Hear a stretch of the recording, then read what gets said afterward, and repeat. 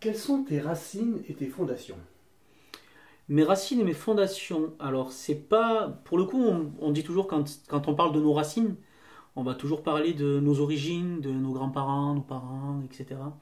Et en fait, ben moi, c'est pas des racines qu'on peut dire, c'est plutôt un noyau, quoi, parce que ben c'est tellement de personnes qui font partie de mes racines et de mes fondations, c'est-à-dire que je m'inspire. Chaque personne que je vais croiser dans ma vie, mon but c'est de me dire, j'ai croisé cette personne pas pour rien, donc prends-en ce que tu as besoin, enfin, ce que tu peux en prendre, parce qu'elle aura forcément quelque chose à t'apporter. Donc en fait, mes racines et mes fondations, c'est moi qui me dis, abreuve-toi de tout ce qu'on peut t'apporter, et tu verras qu'un jour ça portera ses fruits. Je suis un arbre qui a des racines qui se répandent sur la planète entière. Et si je reste au niveau familial? Niveau familial, du coup, je dirais. C'est difficile à dire. Niveau familial, je dirais. Si je devais vraiment m'axer sur quelqu'un, je dirais éventuellement mon père. Mon père, parce que ben, c'est quelqu'un qui a toujours. Sur le plan de la gentillesse, c'est. Lui, pour le coup, il est presque trop. Là où des fois, j'arrive à m'imposer des limites. C'est vraiment lui, par contre, qui m'a montré ce que c'est être gentil et qu'il faut faire attention aux autres. Dans une période où ben, j'étais oublié, ben, il cherchait toujours, lui par contre, du mieux qu'il pouvait, à me donner un petit moment. La période où j'étais au solfège, par exemple, quand j'étais plus petit, ben, il me récupérait après l'école, on allait au solfège, il n'hésitait pas à rester pendant 1 heure et demie dans la voiture à m'attendre, pour que le temps que je sorte du solfège, et chose qui est marrante, il m'attendait toujours avec un saucisson, qu'on partageait tous les deux dans la voiture. Voilà, oui, il me disait, tu le diras pas à maman en rentrant. Voilà. Donc ouais, si je devais une seule personne de ma famille qui est vraiment sur laquelle je dois poser le mot racine et fondation, je dirais mon père. Qu'est-ce que tu peux nous dire de plus sur tes parents? C'est alors mes parents ont toujours une relation particulière. Ils sont séparés depuis que j'ai 15 ans, donc depuis 2010, et ils ont toujours cherché à m'apporter, mais en même temps, pendant une période de ma vie, j'ai avoir une famille a été plus un poids pour moi que qu'un tremplin. Donc il y a une période où j'ai décidé de un petit peu pas couper les ponts, mais prendre des distances avec certaines des membres de ma famille, ma mère, mes sœurs. Mon père, non, j'ai jamais réussi en fait, alors que pourtant j'avais aussi des choses à lui reprocher, mais j'ai jamais réussi à couper les ponts avec mon père. Et à l'heure actuelle, par exemple, je ne parle plus à ma mère, qui a fait des choix, et ben, tout le monde fait des choix dans la vie. Mais certaines fois, ces choix, on se dit, ben, fais tes choix, je fais les miens. Donc il vaut mieux que chacun fasse sa vie de son côté et qu'elle puisse être heureuse, plutôt que de s'imposer en fait un contact qui serait nocif et nuisible. C'est des choix en fait tout simplement de vie, c'est-à-dire voilà, elle s'est mise en couple avec une personne, on ne s'entend pas, lui et moi, j'ai essayé au début, mais finalement ben, voilà, le contact ne se fait pas correctement. Je disais tout à l'heure par exemple de débattre avec les gens, ça me plaît quand c'est constructif. Là j'ai trouvé que non. Donc les caractères ne s'accordent pas et donc du coup ben, j'ai fini par dire à ma mère voilà, je suis marié depuis 2021 et j'ai demandé à ma mère du coup de venir, mais sans cette personne, juste de venir ben, au moins aux cérémonies. Et ma mère a refusé, voilà, de peur de trop blesser en fait son conjoint. Elle a refusé et de là ben, ça crée une brisure, quoi, ça crée une cassure. Quand on se dit c'est mon mariage, j'ai quand même pu avoir ma grand-mère du coup qui m'a accompagné, qui était très heureuse d'ailleurs d'être là. Mais ça fait quand même étrange quand on se dit ce n'est pas ma mère qui m'accompagne à l'hôtel, alors qu'elle est vivante, alors qu'elle est pas loin, parce qu'elle vit à Poussan, donc c'est assez à côté. Et donc voilà, quand je parle de choix, en fait, c'est choisir pas la mauvaise personne, parce que pour elle c'est la bonne personne, mais faire des choix qui des fois peuvent entraîner, peuvent blesser les autres. Voilà.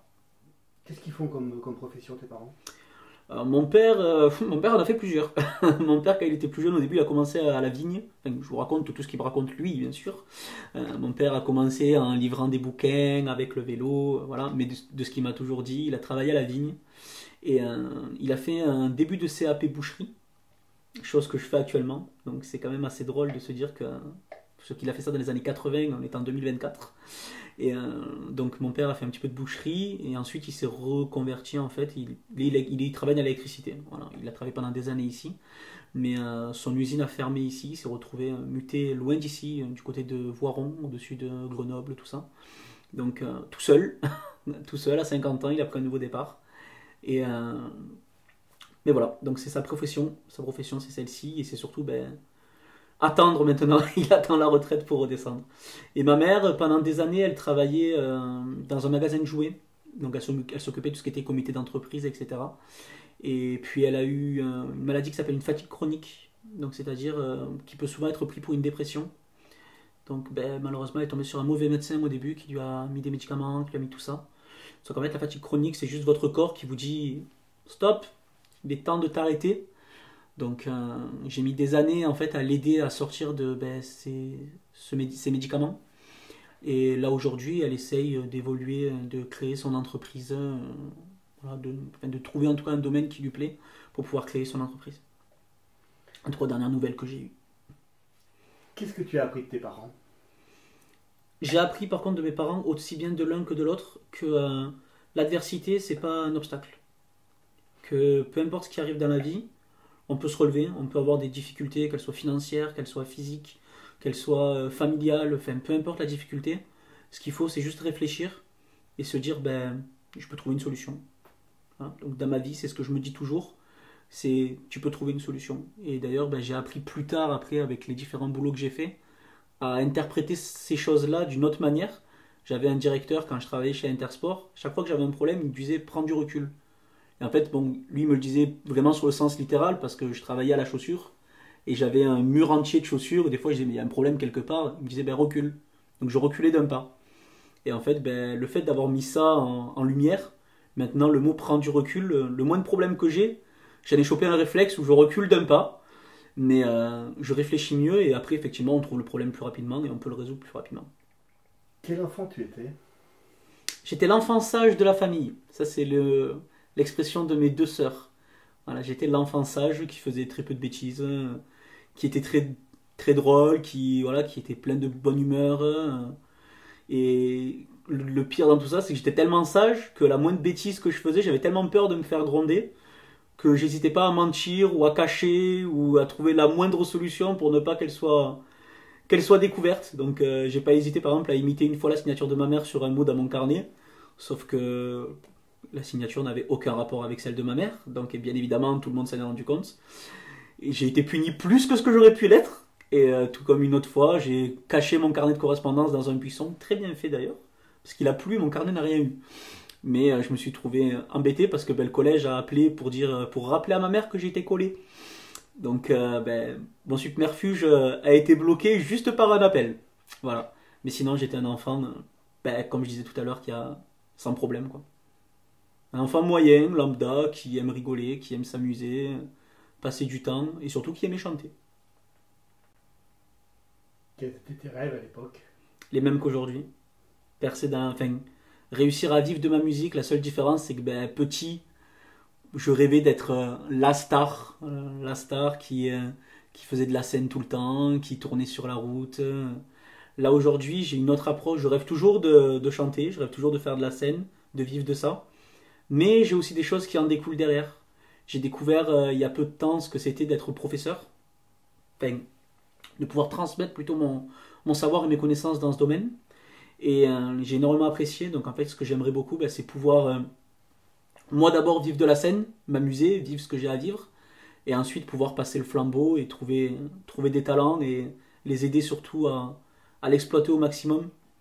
Là où moi j'ai pas eu cette chance là qu'on puisse m'accompagner beaucoup, mais j'aimerais moi pouvoir les accompagner, leur donner les ficelles et leur dire même si t'es pas énormément connu là où t'es, même si tu fais pas beaucoup de vidéos sur YouTube, même si t'as du talent, et l'important il est là, c'est surtout d'avoir du talent. Quels sont tes rapports avec tes sœurs? Mes rapports avec mes sœurs ont été très longtemps conflictuels, donc plus avec l'une qu'avec l'autre. J'ai une grande sœur qui a 2 ans et demi de plus que moi et une petite sœur qui a 3 ans de moins que moi. La relation avec ma grande sœur, elle a été particulière pendant des années, vraiment, avec beaucoup de conflits, beaucoup de... Voilà, comme je disais tout à l'heure, j'étais l'enfant sage, donc du coup, on pouvait me prendre un petit peu pour le chouchou de la famille, alors que pas du tout. C'est juste que j'étais pas puni parce que je faisais pas de bêtises, tout simplement. Donc j'ai eu une période même où je ne parlais plus à ma sœur pour des différents conflits familiaux, parfois moindres, et juste à se dire au bout d'un moment, il y a trop de conflits, moi je préfère vivre de mon côté. Et ma petite sœur, c'est différent, parce que ma petite sœur, elle a 3 ans de moins que moi, elle a toujours fait la grande, parce que ben, elle avait comme modèle ma grande sœur, donc elle voulait être plus grande. Mais en même temps, c'était le petit bébé de la famille, qui, jusqu'à mes 15 ans, elle a dormi avec moi, alors qu'elle avait une très belle chambre, que mes parents s'étaient cassé la tête à lui faire. Elle avait un lit, elle avait tout ce qu'il fallait. Mais non, c'était mieux de dormir dans le lit de son frère, voilà, à venir l'emmerder. Donc, voilà, ma petite soeur m'a toujours suivi partout, elle connaît tous mes amis. Enfin, pour vous dire, j'ai fait une réunion avec mes collègues de lycée il y a peu de temps. Ben, mes collègues de lycée m'ont dit invite ta soeur, on la connaît tous. Donc voilà. Donc j'ai une relation, disons, de frères et sœurs, quoi. C'est-à-dire plus avec l'une qu'avec l'autre, une relation un peu plus conflictuelle avec la grande, une relation où il y a eu aussi des conflits avec la petite, mais plus à l'adolescence où, voilà, où on est dans l'âge con. Et, mais qui a toujours été, j'ai toujours eu de la bienveillance aussi bien pour l'une que pour l'autre et de l'amour aussi bien pour l'une que pour l'autre.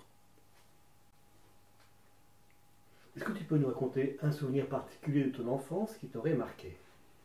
Ouf, j'en ai plein. Un souvenir particulier de mon enfance, hein, qui m'aurait vraiment marqué. Et ben pour le coup, ça a aussi un rapport avec la musique, c'est la Star Academy. Parce que, ben, comme je vous disais tout à l'heure, j'ai une famille où il y avait quand même pas mal de conflits, etc. Et bizarrement, les seuls moments où on était tous réunis autour de la télé, enfin devant la télé, assis, peu importe ce qu'on mangeait, si c'était un McDo, des hamburgers, si c'était des pâtes ou quoi que ce soit, eh ben, on regardait la Starac et en plus, normalement, on avait le droit de le regarder que jusqu'à la première pub quand c'était le vendredi. Parce qu'à l'époque, on avait école le samedi matin. Je suis pas vieux, mais j'avais école le samedi matin. Mais papa était gentil, il nous disait bon, restez, on verra. Restez, ou alors juste peut-être qu'il nous oubliait parce qu'il regardait la télé, je sais pas. Mais en tout cas, c'était vraiment les moments les plus heureux que j'ai eus, c'était ça.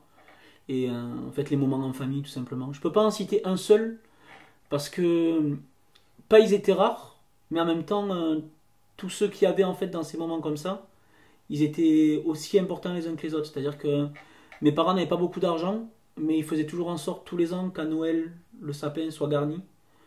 Tous les ans, on habitait la Pérade, donc tous les ans il y a la fête à la Pérade. Et peu importe s'ils étaient dans le rouge ou pas, on avait toujours moyen de descendre les 3 soirs à la fête et faire un petit peu de manège. On allait toujours faire une sortie à la grande fête de Marseillan dans l'été.